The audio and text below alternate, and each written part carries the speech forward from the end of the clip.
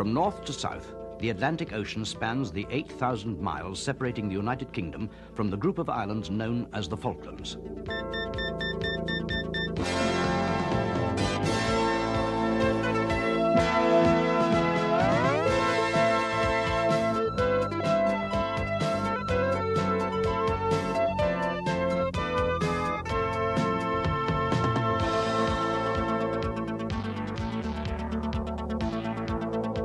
To the east of the Falklands lie the uninhabited islands of South Georgia and the South Sandwich Group, which, together with the Falklands themselves, make up the British Falkland Island dependencies. The main islands, little more than two-thirds of the size of Wales, lying 480 miles northeast of Cape Horn. This is Port Stanley, the principal town, indeed the only town in the Falkland Islands. On the 2nd of April 1982, a large and well-equipped Argentine invasion force landed here and besieged the governor, Mr. Rex Hunt, in this, his official residence, Government House. The governor had less than 24 hours warning of the invasion, and 68 Royal Marines constituted the only defence force at his disposal.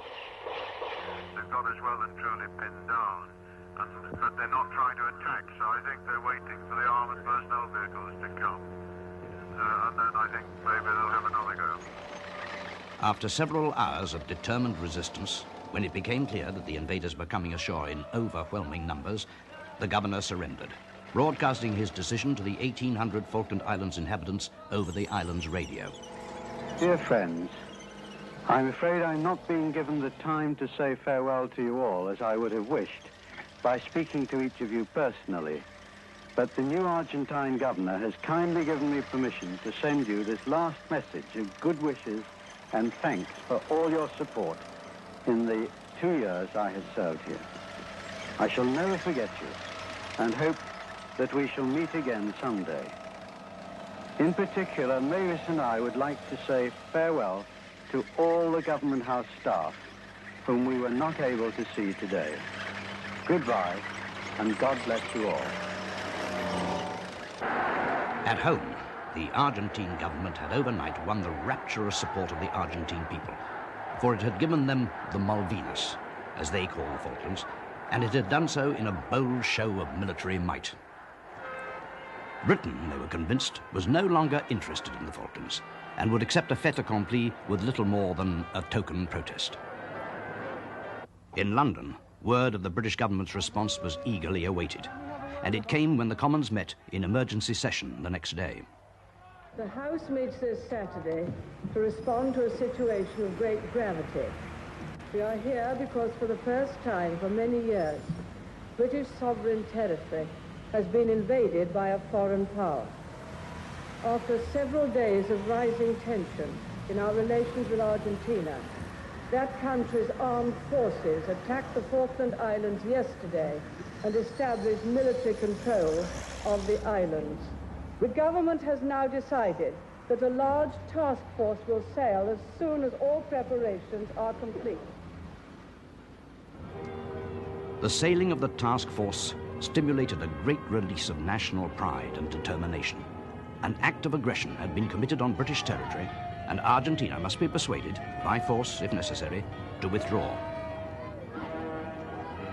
There was little thought of war at this stage, no idea in the minds of the public of what the task force might have to do. It was enough that the Falklands were 8,000 miles away. It seemed only prudent to shorten that distance without delay. Meanwhile, intensive efforts to obtain an Argentine withdrawal by diplomatic means were being pursued with the utmost urgency. Sir Anthony Parsons, our ambassador to the United Nations, put our case in the strongest possible terms and pressed for the acceptance by the Security Council of Resolution 502.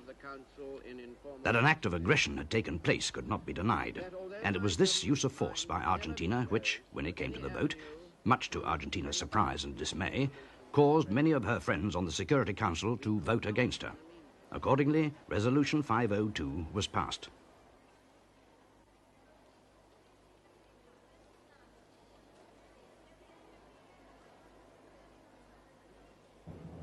Now, as news of the task force and Resolution 502 tempered celebrations in Buenos Aires, diplomatic pressure was applied to the Galtieri government. Any success, Mr. Secretary? Any good news, Mr. Secretary? Well, we've been very busy and we've done a lot of work. General Leopoldo Galtieri had come to power just 5 months before the invasion. As commander-in-chief of the army, he headed the three-man military junta, grappling with an inflation rate of 150% and with serious internal unrest and bitterness in the wake of a ruthless anti-terrorist campaign, which had itself divided and terrorized the population. Galtieri saw in the long-standing dispute with Britain over the sovereignty of the Malvinas a way of uniting the people and securing his own power base. And he was almost certainly committed to the invasion, either willfully or by the pressure of events, from the moment the Argentine flag was raised on the island of South Georgia, some 700 miles to the east of the Falklands, where, on the 19th of March, a party of Argentine scrap metal merchants was landed without authorization to dismantle the abandoned whaling station at Leith.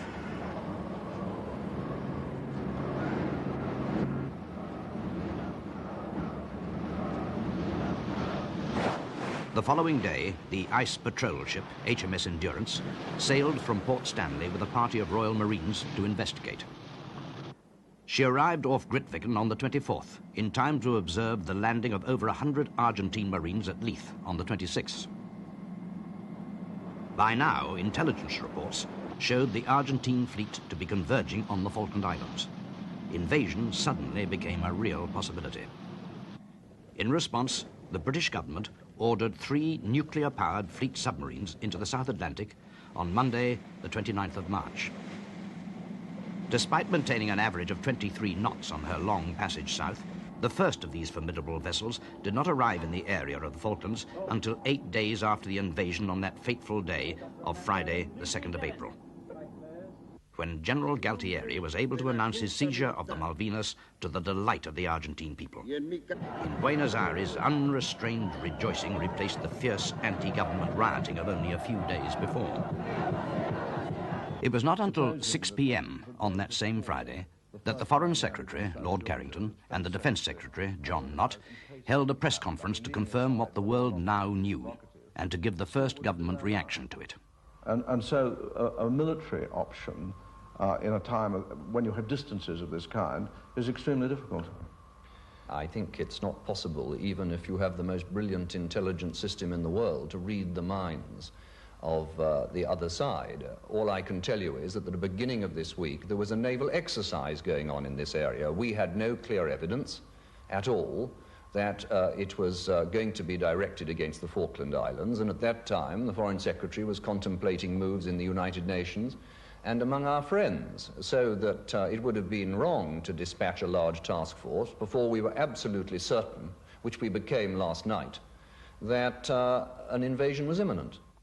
As these words were being spoken, the First Sea Lord and Chief of Naval Staff, Admiral Sir Henry Leach, had the mobilization of the largest naval task force this country had assembled since the Second World War well in hand.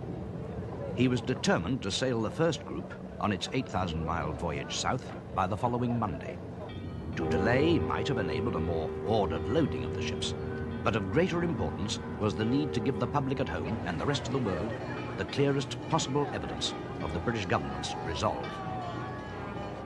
Nothing could have done this more effectively than the sight of men and ships sailing for the South Atlantic just 3 days after the first Argentine troops landed at Port Stanley. It was to the First Sea Lord's immediate subordinate, Commander-in-Chief Fleet, Admiral Sir John Fieldhouse, that overall command of the task force fell.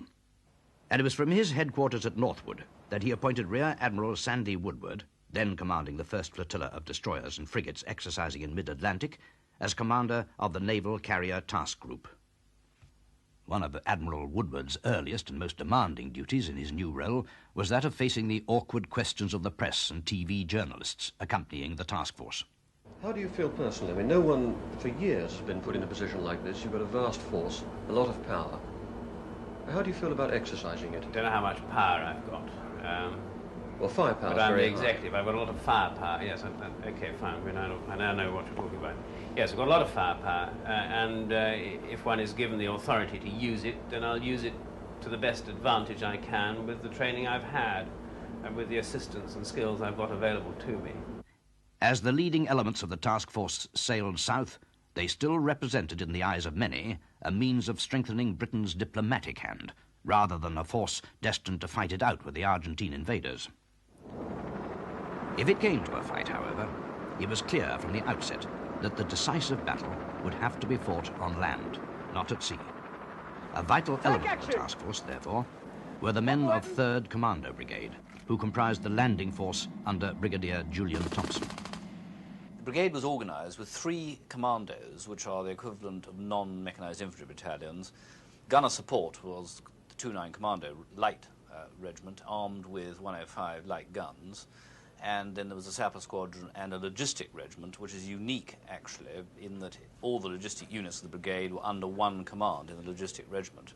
The training of the brigade was unusual in 2 aspects. One, that the mountain Arctic warfare training, which is unusual, which meant that a lot of men were used to working in wet and cold conditions and were equipped for just that, and many had spent up to 9 or 10 winters in Norway. And the other side that was slightly unusual was the amphibious training, where particularly the staffs and the leaders in the brigade had quite a lot of experience in amphibious operations, which turned out to be quite useful, of course, because training a man to jump in and out of a landing craft or a helicopter is relatively easy. What takes the time is training the staffs and the leaders to put together the amphibious package so that it's right on the day. Getting the shipping together was more of a problem than getting the chaps back, because nobody seemed to believe how much shipping one needed. And it's not so much the shipping for the men, it's the shipping for the combat supplies, without which there's no point in shipping a lot of men down to fight unless you've got bullets to shoot and beans to eat. And the brigade was expanding because we had 3 para added to us who were the spearhead battalion, and we were very glad to see them because we knew quite a lot of them. It was good to have that lot with us. It was also very good to have T Battery, the air defence battery, join us, and 2 troops of the Blues and Royals with their Scorpions and Scimitars, but this meant you needed more ships to move them. Early on, the idea had been to put at least 1 commando in Hermes, but when people thought about the problem in greater depth, they realised that Hermes' main task was going to be providing the main bulk of the air support for the task force, and therefore she couldn't clutter her decks up with helicopters and fill her holds and compartments up with Marines. Of course, the main priority was to get going, get south as fast as possible to show the resolve of the country. Now, this meant that a lot of stuff was just tipped in as fast as it could be, which is no slur on the people who did the tipping, because my goodness me, did they work hard.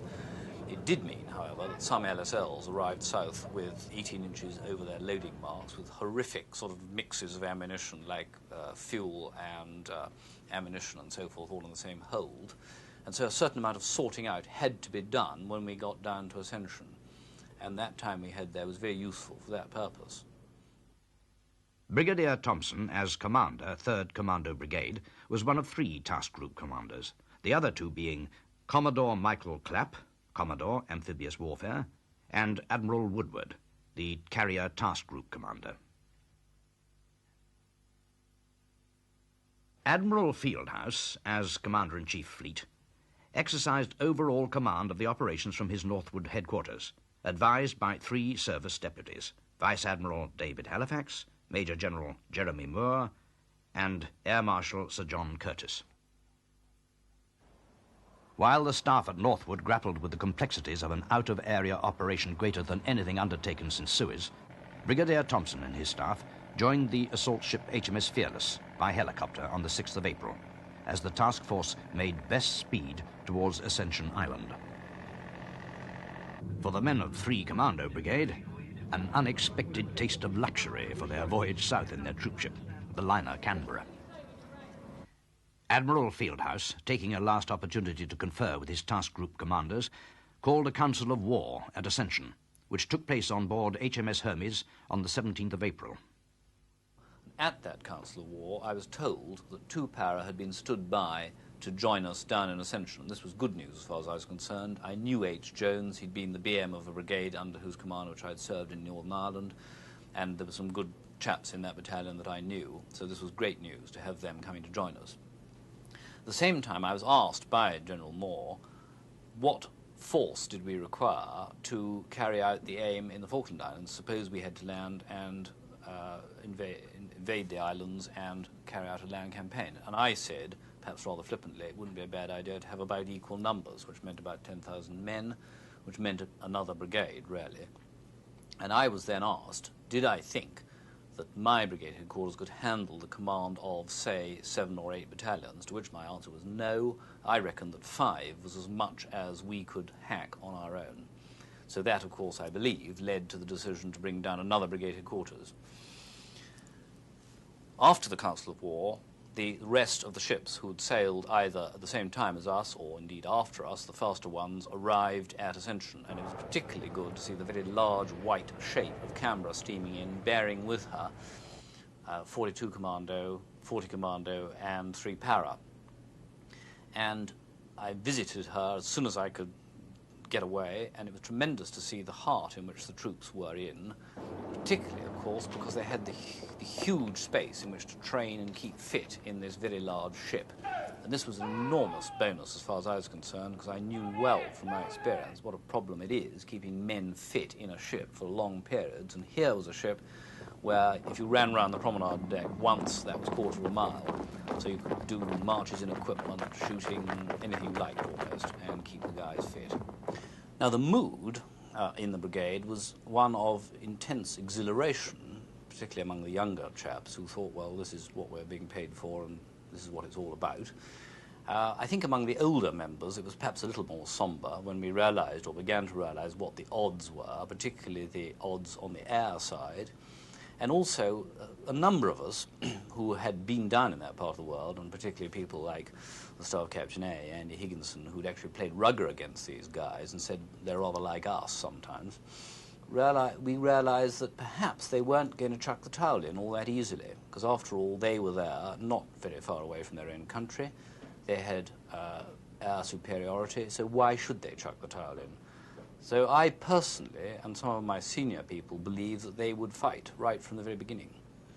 In the days that followed the meeting at Ascension between Admiral Fieldhouse and his task group commanders, it became clear to all concerned that with Argentina airlifting men and supplies into Port Stanley round the clock, even a much strengthened 3-commando brigade could not be expected on its own to defeat a well-equipped and well-dug-in occupying force, already of at least twice its number, even if, as was known, many of its men were conscripts with a minimum of training.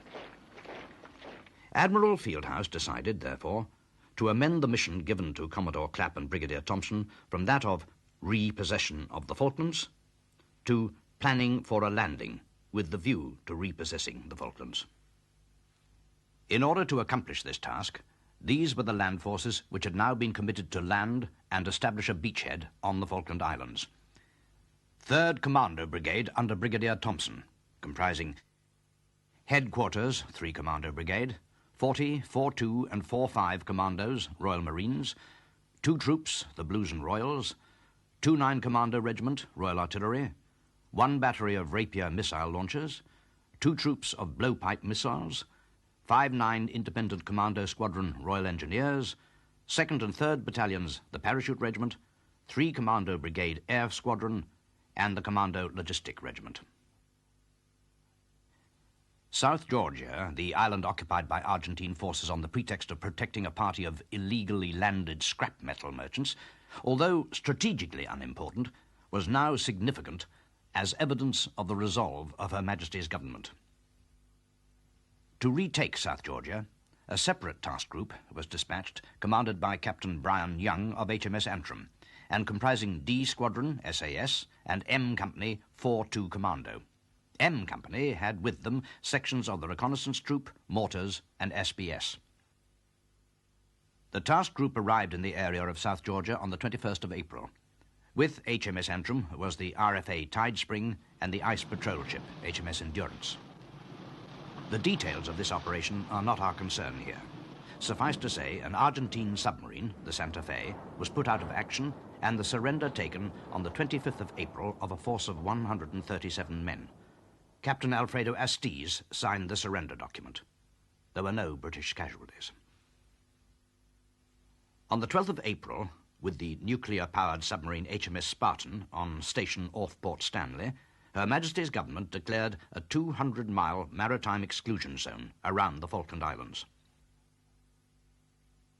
By the time South Georgia was retaken on the 25th, Admiral Woodward's carrier battle group was just 4 days steaming from the exclusion zone, while Brigadier Thompson and 3 Commando Brigade remained on board their ships off Ascension, awaiting the arrival from the UK of 2 Para in the ferry Norland.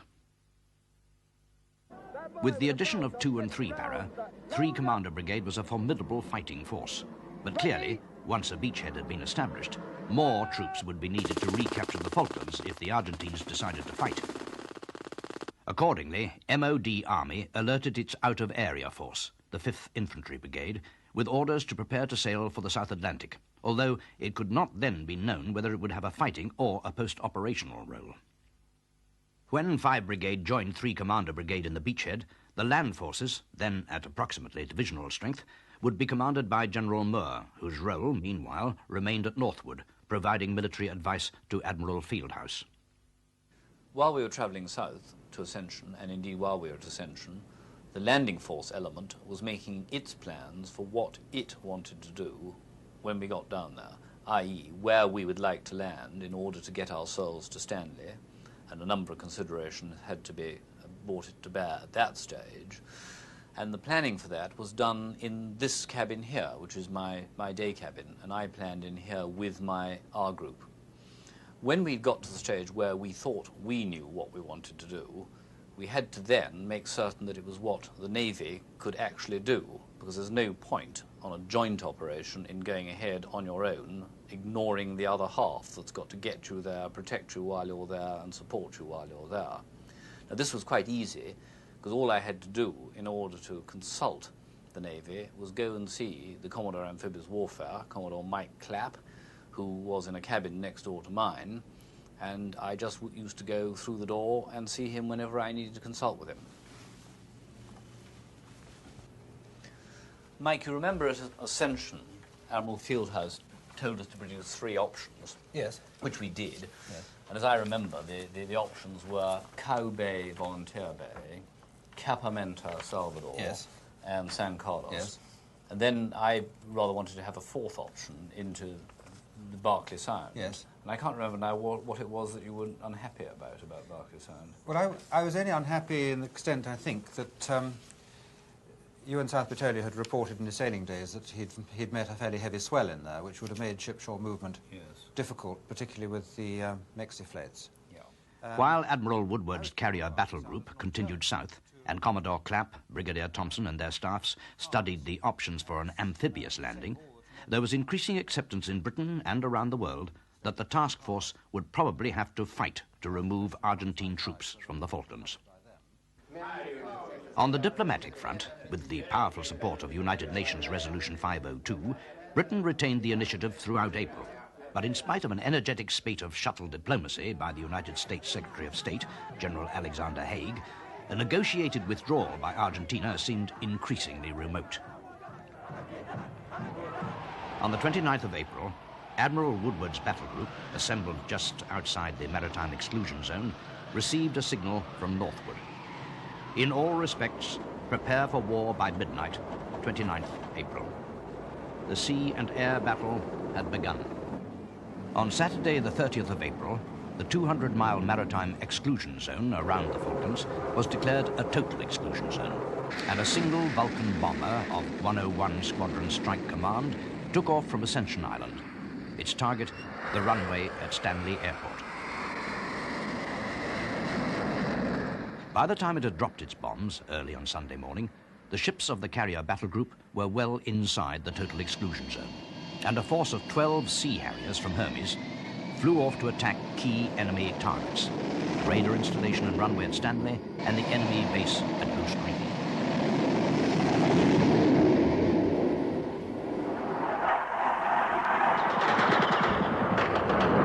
When it came, the predicted enemy air attack in retaliation did little damage, with the loss of 2 Mirage fighters and a Canberra bomber on the Argentine side. All 3 victims of the versatile Sea Harrier. On the 2nd of May, the Argentine heavy cruiser General Belgrano was being shadowed in the vicinity of the total exclusion zone by the nuclear submarine HMS Conqueror. The cruiser's presence posed a clear and unacceptable threat to the task force, and the submarine was ordered to attack. The sinking of the General Belgrano stunned the Argentine Navy, which subsequently took no major part in the campaign. The Argentine reaction came just 2 days later, an attack by super-étendard strike aircraft equipped with air-launched Exocet missiles. Their intended target was one of the carriers. In fact, they found the destroyer HMS Sheffield in their path, on picket duty southeast of the Falklands, 20 miles ahead of the battle group. Sheffield was hit amidships. On fire and crippled, she was abandoned. Later, when under tow, she sank. The loss of Sheffield to a single Exocet missile had a profound effect on subsequent naval tactics, obliging Admiral Woodward to keep his battle group well to the east, beyond the range of air-launched Exocet, and therefore beyond the range of the Argentine Air Force altogether. Thus, the vital air battle, which, it had been planned, would be fought and won before any landing was undertaken, never took place, and air superiority, an important assumption in the planning of Commodore Clapp and Brigadier Thompson, was not achieved.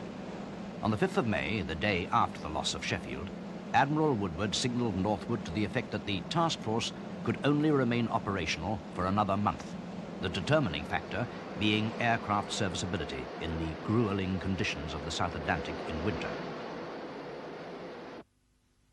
The amphibious task group was at last ordered to sail from Ascension on the 9th of May. Final confirmation of the mission was received by the task group commanders on the 12th, to land with the view to repossessing the Falklands. And as far as I, the landing force commander, was concerned, to achieve that mission, I had 3 possible tactical options.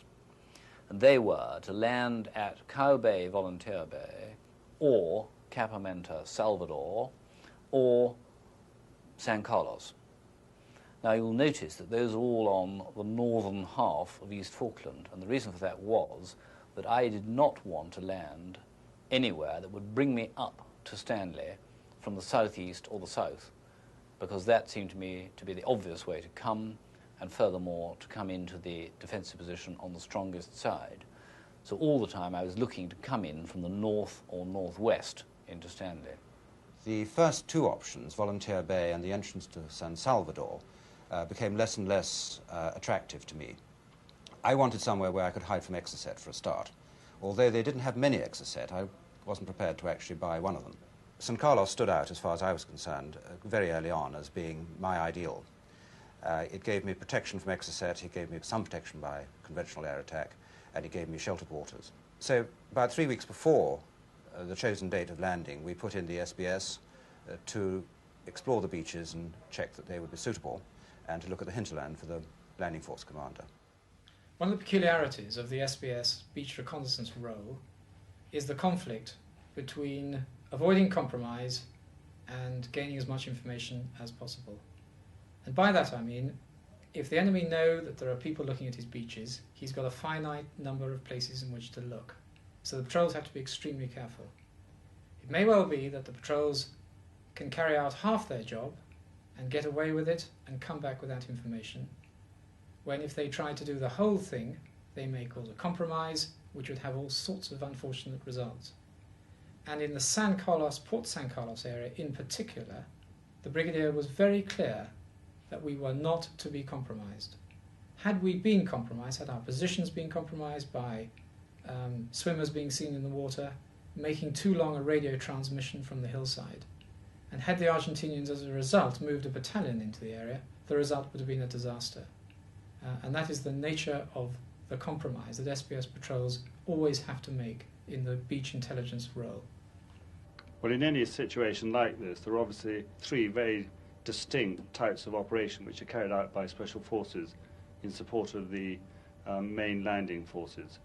The first one being the gathering of strategic intelligence, the second one being operations carried out prior to the landings, which are designed to both deceive and also cause attrition to the enemy forces. And finally, there are the direct land operations in support of the landings themselves and also in operations which may take place subsequent to those landings. In the first type of operation, the strategic gathering of intelligence, the SAS were deployed into 6 different locations, which were really chosen off a map because it must be realized that prior to the landings there was absolutely no knowledge, no real knowledge of where the enemy dispositions were, and therefore 6 positions were picked off a map, both in East and West Falklands, and the SAS were landed there over a period of 3 nights by helicopter, starting on the night of the 30th of April, the 1st of May. The first SAS and SBS reconnaissance patrols began to provide valuable intelligence data on the location and strength of Argentine forces on East Falkland early in May. They reported the area around San Carlos Water to be entirely free of troops. On the 8th of May, it was decided to go firm on San Carlos as the site for the landing. The penalty? 50 miles of rough, boggy and inhospitable country that lay between San Carlos and the principal objective, Port Stanley. This, however, was beyond the scope of the immediate landing plan, first revealed to his commanding officers by Brigadier Thompson at a briefing on board HMS Fearless on the 13th of May. And what I wanted to achieve was by first light be on the high ground, in reverse slope positions, ready to fly in the rapiers and the guns in order to beat off air attacks and any ground counterattacks as soon as possible. Now, to achieve that, I had a 3-phase landing plan. In phase 1, by landing craft at night, I was going to land 2 para, closely followed, almost simultaneously with 40 Commando, at San Carlos settlement. 2 para's mission was to get up onto the high ground Sussex Mountain as quickly as possible to block off any possible approach from the strategic reserve, which we thought was in the Darwin area, coming in onto the beachhead.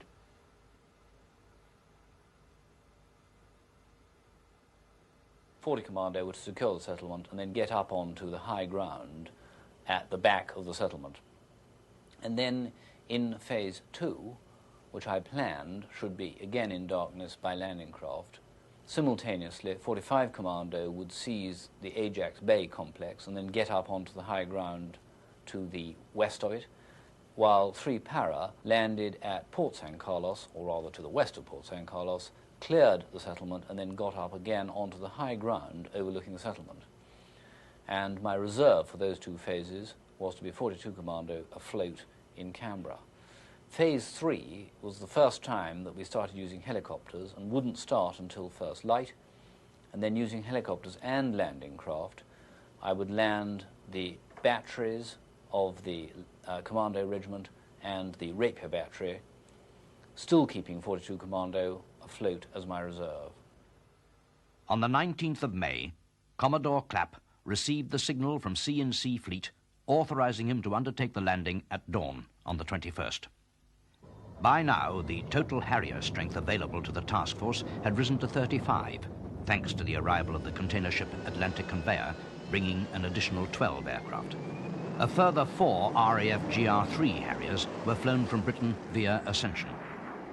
Although they were to play a vital part in the rest of the campaign, providing both air defense and close air support, it was during that most hazardous of phases, the landing and securing of the beachhead, that their contribution was to prove crucial.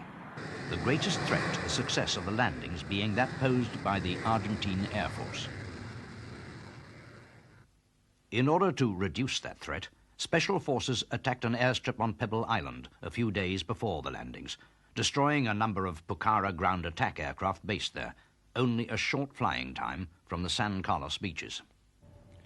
Following Pebble Island, and shortly before the main landings took place, another operation of this nature was carried out by a 4-man patrol of SAS who were positioned at that time in the Mount Kent area. They were able to observe over a period of time the whereabouts, which continually changed, incidentally, of the helicopter force, which was used to provide mobility for the main strategic reserve for the Argentine forces in the whole of the Falkland Islands.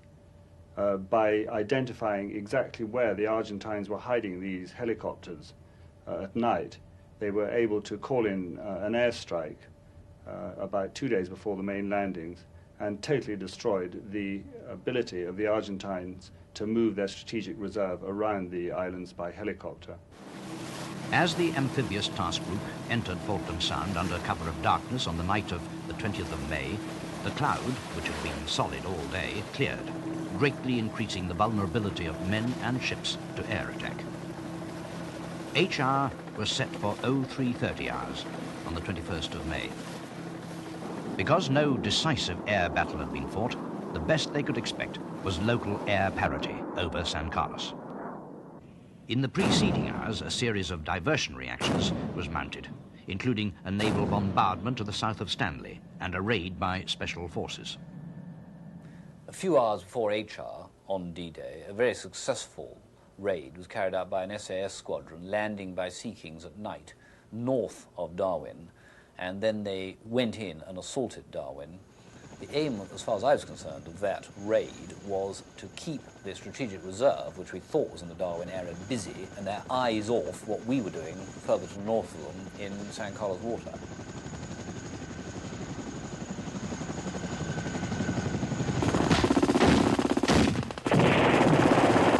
For a period of 6 or 7 hours, they were able to delude the Argentine forces into thinking that at least a force of a battalion in strength of British troops had landed in the area of Darwin Goose Green, and they did this by a massive use of their own squadron firepower, including mortars, rocket launchers, etc.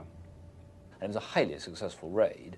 Indeed, afterwards we discovered from intelligence that the Argentines thought they'd been attacked by a battalion, and then the SAS squadron rounded it off. As they were withdrawing from it in daylight, they were attacked by aircraft, and they shot one of them down with a Stinger, so they had every reason to feel very pleased with themselves at the end of that. Crucial to the security of the landing operation was the control of the high ground commanding the entrance to San Carlos water, known as Fanning Head.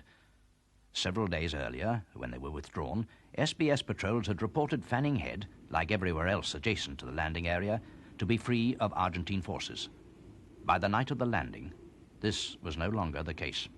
We had an indication that there was an Argentinian force of some description, probably a company minus, on one of the major hill features and probably on the Fanning Head feature. Our problem was we only had a few hours in which to find these enemy in an area not much smaller than about half of Dartmoor. We were fortunate in that we had just got from Warminster a thermal imager camera and a small team of experts who could teach us how to use it. And this, I think, was the first ever use of thermal imaging, or TI, in war. The special camera was mounted in a helicopter, which proceeded to sweep the ground from a height of about 1,000 feet in darkness, only hours before the landing was due to take place.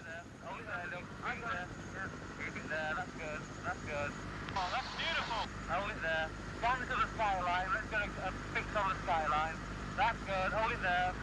When analysed on board Antrim, the recording revealed the exact locations of the Argentine troops.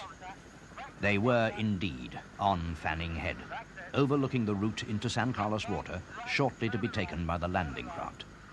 An immediate SBS attack was launched. The force that was going up onto Fanning Head was carrying with it a small handheld TI device, which enabled them to pinpoint exactly the men on the ground when the firefight started. And by using naval gunfire support, we had our own spotter from 148 battery with us. We were able to bring down very accurate fire from Antrim, from her 2 guns out in the bay, literally as the men in the landing force were getting into their landing craft and sailing into San Carlos water. The firefight was going on.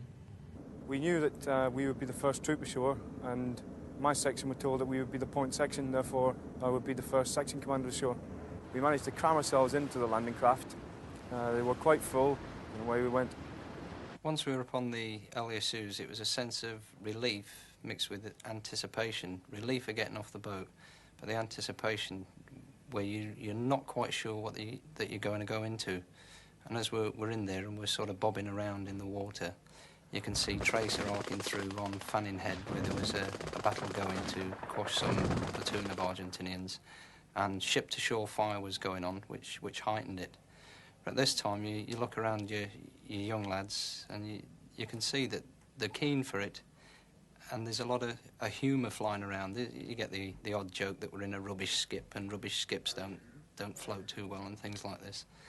Then we steamed off towards the shore, and you can see in the outline the silhouette of the islands coming closer, and you're wondering what it's going to be like. I mean, it's the first time that you're actually going into something, and as the Colonel briefed us before we actually embarked on this venture, it'd be something like Gallipoli, where you're told what's going to happen, and it probably won't happen that way. We could hear the shells from the frigates pounding into the features all around the beachhead, which is quite reassuring and also a bit frightening, made you think what was happening. My next task was to look over the bow and as we approached the beach and see if I could see a member of the SBS team flashing some signals to let me know whether or not the landing was to be opposed or the beach was mined. Unfortunately, we didn't see any signals from the SBS, and therefore we didn't know what in actual fact was going to happen. About 50 metres out from the shore, when everybody is expecting the front to go down and you're expecting to go storming off and grab yourself a piece of the Falklands and claim it and put it in your pockets back for dear old England and things. The ramps don't go down and you suddenly find that you're stuck on a sandbank. Despite encounters with minor obstacles like sandbanks, all 4 units had no difficulty securing their objectives. In the north, 3 para, the high ground above Port San Carlos. In the east, 40 Commando, the high ground of the Verde Mountains, above San Carlos settlement. In the west, 4-5 Commando, the hills above Ajax Bay. And in the south, 2 para, the Sussex Mountains, blocking any advance by the enemy garrison at Goose Green. The dawn of D-Day broke reasonably to my satisfaction. We were late in a number of areas, but nothing too critical. The 7 escorts I had were deployed outside St. Carlos. 3 were on gun lines in support of the land forces, and they were essential until the 105s were in place and zeroed in. And I hoped to provide defence in depth for air as well, although I realised that modern ships' radars and things don't work too well in confined waters. I didn't actually expect it to work quite the way it did. The air attack, sure enough, came, and so I set it up rather like a duck shoot. And I kept Fearless at one end and Intrepid at the other, with the amphibious civilian LSLs in the middle, and to give them some protection from that approach, and the escorts were arranged outside. This worked quite well, and I was grateful, there's little else I can say, really, that the Argentinians were decoyed off onto the surface ships and didn't press home into St. Carlos and take out the amphibious ships. And so at the end of the day,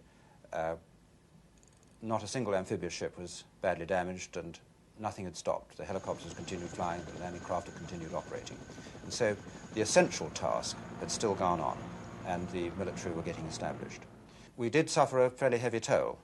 Ardent, who was on the gun line supporting the SAS on their attack on Darwin, was sunk because she was isolated and I had not sufficient ships to give her mutual support.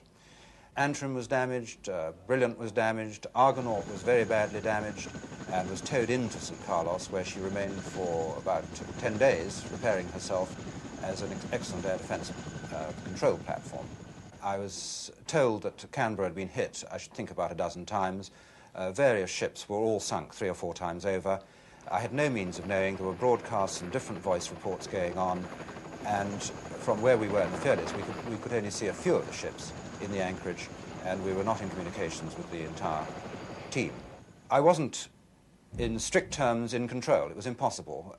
We had made our plan, and I had to rely on the various captains to carry it out, which they did without any prompting, and the initiatives they took were exactly the ones I wanted them to take, which was gratifying, and continued that way for the rest of the operation. D-Day went on the whole very well, and at the end of it I was very satisfied. There were 1 or 2 small slips. The second phase did not go in darkness, but went in daylight, and the reason for that was that 2 para took much longer to load into their landing craft from Norland than anticipated, and this was caused by the master of Norland lowering his lifeboats to half position, which slowed up the loading of the battalion into its landing craft. And, of course, the offload was considerably slowed up by air attacks which went on through the day, but that didn't prevent the landing craft crews and helicopter crews carrying on. So by last light on D-Day, I was pretty satisfied. I had all 5 of my battalions or commandos ashore, all my guns were ashore, my air defence was ashore, and my ammunition was starting to come ashore, and I was in a good position to beat off attacks from the air and from the ground. By nightfall, the beachhead was secure. The commandos and para-battalions on the high ground around San Carlos Water consolidated their positions. To their relief and surprise, there'd been no sign of Argentine counterattack. Brigadier Thompson had every justification for satisfaction. But what next? How would the successful landing be converted to victory and the recapture of Stanley? When would the land forces break out of their beachhead and bring the Argentine forces to battle? This was the concern of General Moore, who, having flown to Ascension on the 19th of May, was now steaming rapidly south in QE2 with 5 Brigade. He was to be virtually incommunicado for the next 7 days, and therefore unable to influence events. Responsibility must continue to rest with Brigadier Thompson, based on the directive he had received from General Moore on the 12th of May. You are to secure a bridgehead on East Falkland, into which reinforcements can be landed, in which an airstrip can be established, and from which operations to repossess the Falkland Islands can be achieved.